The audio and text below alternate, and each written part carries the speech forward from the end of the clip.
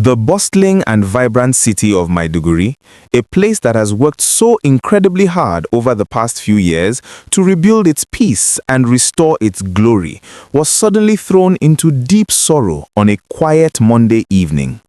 Just as the hot sun was finally setting and families were happily gathering in their homes to break their Ramadan fast, a tragic and highly coordinated attack shattered the calm of the city. 3 separate explosions echoed through the busy streets, leaving at least 23 innocent people dead and over 108 others severely injured.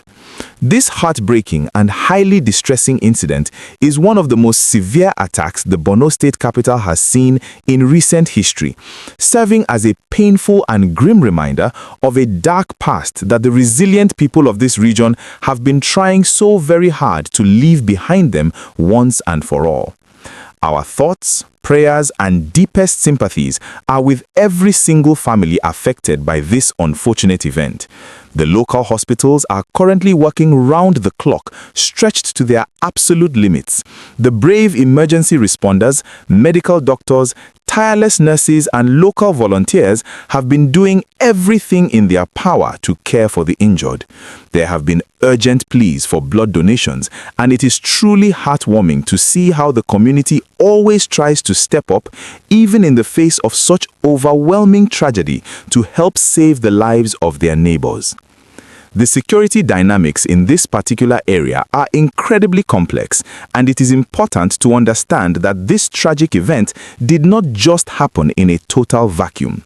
Reports from local sources and military spokespersons indicate that just a day prior to these devastating explosions, the brave men and women of the Nigerian military successfully repelled an attempted attack by armed militant groups on the extreme outskirts of Maiduguri. Some security analysts and observant local residents believe that this successful military defense might have deeply frustrated the attackers.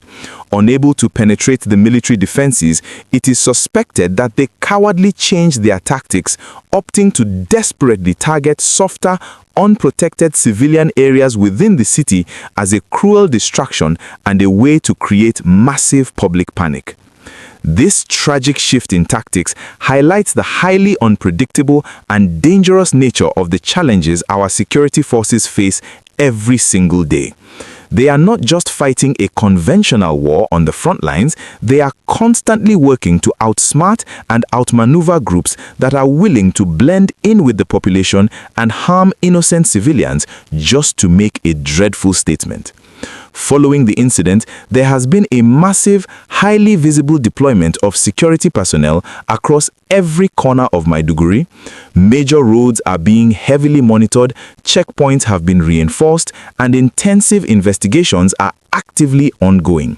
The Borno State Police Command and military authorities are leaving absolutely no stone unturned to understand exactly how this security breach occurred, who facilitated it, and most importantly, how to prevent any future occurrences of such a heartbreaking event. This deeply unfortunate situation also brings to light the incredible, unmatched bravery of the local civilian task forces and volunteer neighborhood watch groups who work hand in hand with the military. These are ordinary citizens, everyday heroes like you and me, who have taken it upon themselves to protect their streets and their neighborhoods from harm. When the explosions happened at the market and the hospital, it was not just the official emergency services that rushed to the scene, it was also these local volunteers who bravely stepped up into the chaos to help transport the injured, secure the area, and restore some level of order amidst the absolute panic. Their relentless dedication is a true shining testament to the unbreakable spirit of the Nigerian people. No matter how hard times get, no matter the challenges thrown our way, we always find a way to look out for one another and stand strong together. Let us remember that this incident happened during the holy month of Ramadan, a time that is universally meant for deep reflection, intense prayer, fasting, and extreme generosity. During Ramadan, families come together in a spirit of peace and love. The breaking of the fast, known as iftar, is a beautiful communal event where people share whatever little they have with their neighbors and friends. For an attack to be deliberately timed to coincide with this sacred moment of communal gathering shows a profound lack of humanity and respect for the very values of peace and faith.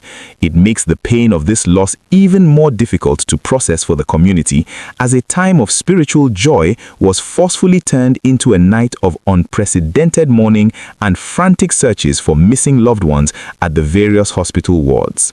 Furthermore, it is highly important to acknowledge the statements made by various security experts following this event. Many analysts have pointed out that while the city of Maiduguri had been insulated from such massive attacks for a few years, the rural areas surrounding the city have still been experiencing occasional skirmishes.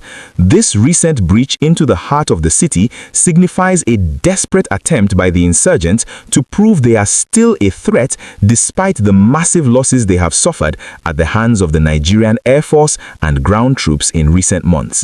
By targeting soft civilian locations, they are attempting to spread fear and create a false narrative of power.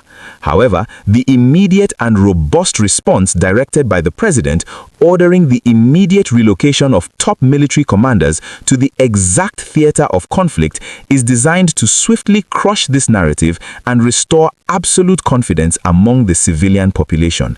The state is sending a clear message that terrorism will not be allowed to dictate the pace of life in Nigeria, and that the state machinery is fully mobilized to completely eliminate these threats from our borders. As the days go by, the focus will naturally shift towards the recovery of the 108 individuals who are currently nursing their injuries in various medical facilities across the city.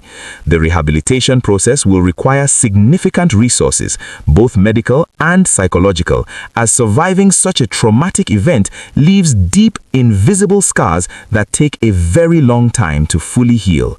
It is our collective hope that the state government, supported heavily by federal emergency management agencies, will provide all the necessary financial and medical assistance to ensure these survivors can properly get back on their feet and resume their normal lives.